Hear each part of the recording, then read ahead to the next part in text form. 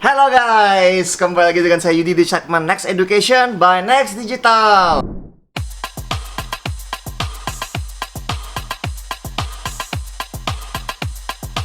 Ya guys, jangan lupa dulu sebelum saya mulai pembahasan kali ini, kalian klik tombol di bawah dan subscribe dan nyalakan notifikasinya agar terupdate tentang fitur, tips, dan triks terbaru di digital marketing. Ya guys, yang saya mau ngomongin kali ini tentang social media atau marketplace ya. Memang kalian sebagai pemilik bisnis tentunya udah pasti grow presence di digital.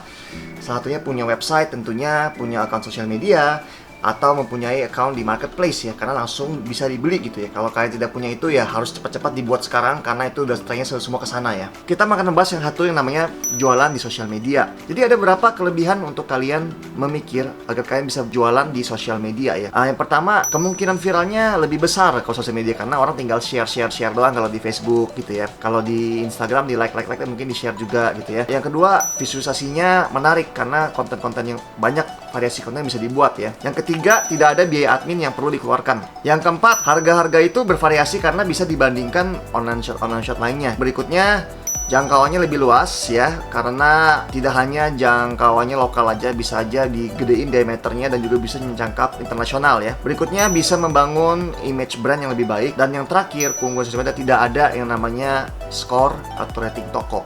For now ya, mungkin tadi ada kan.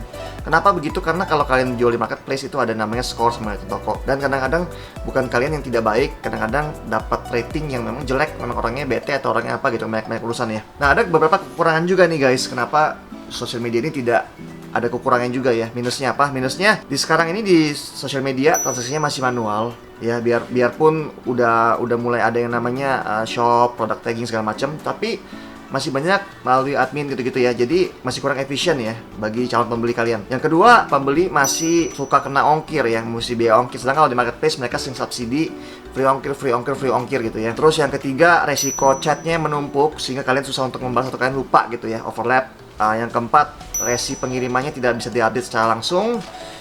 Dan yang terakhir, kemungkinan penipuannya besar ya, terutama kalau kalian beli di toko yang ada reputasinya, nawarin produk yang agak murah gitu, mesti hati-hati ya, terutama di sosial media. Sekarang apa sih beda dengan jualan di marketplace? Marketplace itu sebuah platform ya, atau website atau aplikasi juga yang dikelola oleh suatu perusahaan biasanya, yang memfasilitasi bertemunya antara penjual dan pembeli secara online ya. Kelebihan kalian jualan lewat marketplace ya. Yang pertama, udah pasti kalian lebih mudah untuk memulai ya. Misalnya kalian menentukan marketplace mana yang ingin kalian target terlebih dahulu sesuai segmennya gitu ya. Mungkin kalau kalian beauty product, sebenarnya kelas ada duluan gitu ya. Elektronik mungkin ke Tokped duluan gitu ya. Oke. Nah, kalian hanya perlu modal yang minimal, karena hanya perlu mendaftar, dan mendaftar itu dikenakan biaya ya. Nah, cuman kadang-kadang kalau kalian jadi official store, jadi apa, baru dikenakan biaya. Cuman kalau untuk pemula baru daftar nggak dikenakan biaya. Pembeli tidak terkena ongkir kadang-kadang karena disubsidikan. Kasus penipuan juga sangat sedikit sekali karena mereka ada pihak ketiganya. Mereka bisa nengahin gitu ya, siapa yang jahat nih, siapa duitnya benar dikirim nggak gitu ya. Terus sistemnya tersedia, dari jasa pengirimannya udah lengkap, macam-macam disediakan ya. Ada JNE, ada JNE tracking, ada Yes, ada instan, ada same day, ada Gojek, semuanya udah, Grab semua ada ya. Nah, dan pasar mereka udah terbentuk ya, dalam arti jika kalian punya produk baru, mereka udah punya exposure atau punya pengunjung cukup banyak. Yang terakhir, kalian tidak perlu macam-macam untuk menciptakan strategi marketing. Mereka bisa udah ada promo-promonya, bisa kalian ikutin. Tapi mereka juga mempunyai kekurangan guys. Kekurangannya apa? Persaingannya tajam ya, terutama kalau kalian melihat banyak pebisnis yang mempunyai bisnis yang produk yang mirip sama kamu. Kompetisi harga itu terjadi di marketplace, jadi harga itu udah mulai pada orang turunin semua gitu ya, margin kecil banget ya. Dan margin labanya juga sangat terbatas sekali ya, karena persaingan ketat, tentu aja ada perang harga di sana. Yang ketiga, juga tidak bisa ada yang namanya retargeting, karena ada informasi harga, deskripsi produk, tata cara pengiriman barang, dan lain-lainnya. Namun semua transaksi itu semuanya mutlak miliknya si marketplace ya. Untuk saat ini kan belum ada marketplace, apa dalam arti kalian tidak mempunyai datanya sendiri, tapi datanya dimiliki oleh marketplace gitu ya. Jadi ini faktor pertimbangan juga. Dan sebetulnya juga agak sedikit kurang mendukung branding sesuka kamu ya. Brandingnya ini, kalian kalau pembeli melakukan pembelian itu tuh tidak mengetahui nama penjualnya. Jadi yang jual siapa juga nggak tahu mereknya doang ya, melainkan mereka mengetahui siapa nama marketplace-nya doang. Nah, jika kalian sudah memiliki yang namanya followers ya, atau mungkin pengikut, atau mungkin yang tertarik produk kalian ya, jika udah lumayan aktif di sosial media, kalian baru boleh mikir untuk masuk ke marketplace ya.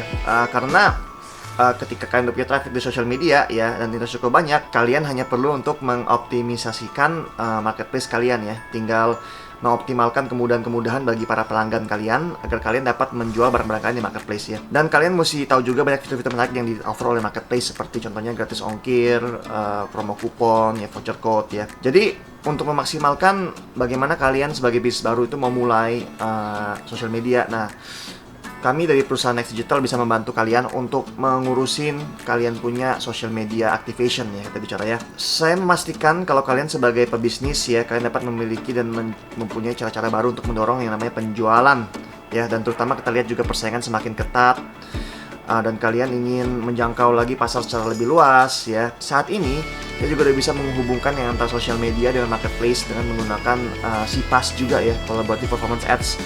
Di social media ini presence-nya sangat penting sekali, dan buat kalian yang belum punya presence social media, boleh juga dimulai, dicoba, di-create aja produknya segala macamnya. Karena setiap orang itu harus mulai di satu tempat ya, they have to start somewhere, nggak bisa langsung lompat ke ekstrim gitu. Jadi pelan-pelan buat social media, nanti di optimize sampai rame, baru kalian ke marketplace.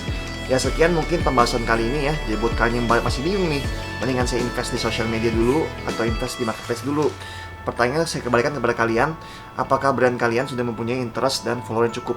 Jika belum, saya sarankan kalian masuk dari social media dulu ya, karena social media itu pintu awalnya dulu agar menjangkau dan orang tahu tentang produk kalian.